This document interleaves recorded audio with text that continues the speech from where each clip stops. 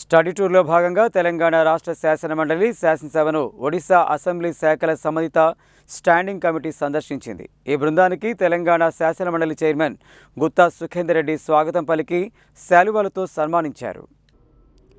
Study టూర్లో భాగంగా తెలంగాణ రాష్ట్ర శాసనమండలి శాసనసభను ఒడిశా అసెంబ్లీ శాఖల సంబంధిత స్టాండింగ్ కమిటీ సందర్శించింది.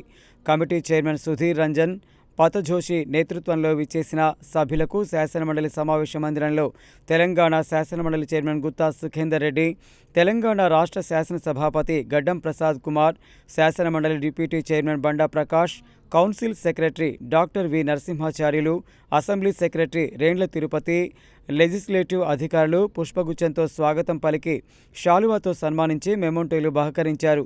అనంతరం తెలంగాణ, ఒడిశా రాష్ట్రాల శాసనసభలలో కమిటీల ఏర్పాటు, పనితీరుపై సమావేశంలో చర్చ జరిగింది.